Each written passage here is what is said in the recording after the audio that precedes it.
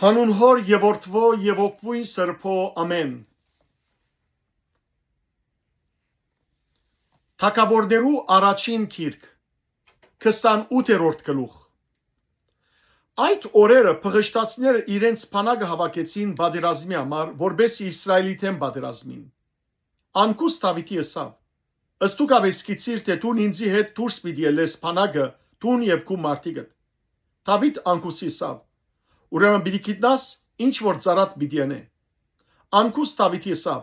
«Ուրեմն քեզ ընդմիշտ իմ տիկնաբահս պիտի նշանակեմ»։ Սավուղ գխորտակցի վհուգի մեհետ։ Սամվել մեռած էր, եւ ամբողջ Իսրայելը անոր վրա հեծեծեր էր, ու զայն իր քաղաքին Ռամայի մեջ թաղեր էր։ Իսկ Սավուղ վհուգներն ու նշանակետները երկրեն հաներ էր։ Փղշտացիները հավաքվեցան, եկան եւ Սունամի մեջ փանագեցան։ Սավուղալ ամբողջ Իսրայելը հավաքեց ու Քեղբուեի մեջ փանագեցան։ Սավուղ փղշտացիներուն փանագը տեսնելով սարսրած եւ սիրտը չափազանց թողած։ Սավուղ դիրոջ հարցուց, բայց դերը թե երազներով, թե ուրիմով, եթե մարգարեներով անոր չպատասխանեց։ Այն ադեն Սավուղ իր ծառաներուն ասավ.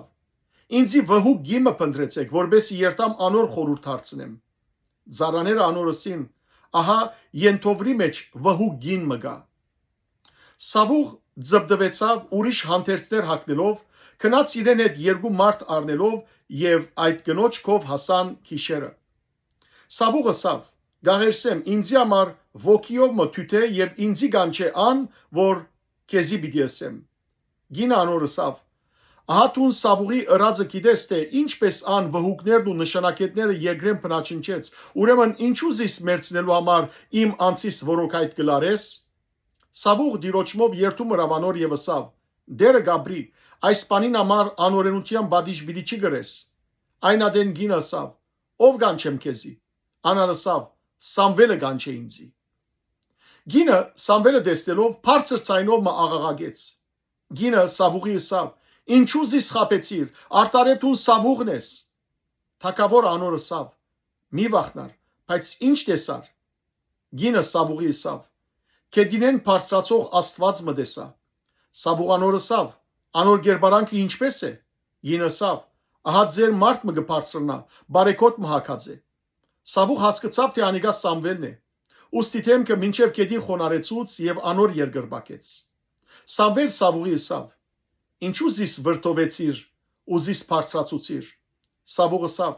«Ես մեծ դակնաբի մեջ եմ, որովհետեւ փղշտացիները ինձի թեմ կբادرազմին եւ Աստված ինձ մե հեռացավ։ Ինձի թե մարգարեներու միջոցով, թե երազներով պատասխան չտվավ։ Ուստի քեզ կանչեցի, որ ինձի գիցնես թե ինչ պետք է անեմ»։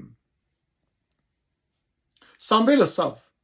«Ինչու ինձի գարցնես, քանի դերը քեզ մե հեռացավ ու քեզի թշնամի եղավ։ Դերը իմ պերանովս ըսածին համացայն ըրավ։ Դերը քու ցերկետ տակավորությունը բադրեց ու զայն քու ընկերիդ Դավիթի տվավ։ Քանի տուն դիրոջ խոսքը մդիկ չրիր եւ ամաղեգի վրա անոր փորփոքած փարգությունը չկործատրեցիր, դերնալ այսօր քեզի այս բանը ըրավ։ Դերը քեզի հետ Իսրայելն ալ փղշտացներուն ցերկը պիտի մատնե ու վաղը տուն եւ քու որդիներդ իմ կովս պիտի լակ։ Դերը Իսրայելի բանակն ալ փղշտացներուն ցերկը պիտի մատնե»։ Սավուղ ամիջապես քեդին ինգավ ամբողջ հասակով եւ Սամվելի խոսքերեն չափազանց վախցավ։ Ալ վրան ուժ չկար, քանի որ ամբողջ օրն ու ամբողջ գիշերը հաց կերած չէր։ Գինը Սավուղի քով գնաց եւ անոր մեջ շփոթը տեսնելով անոր ասավ.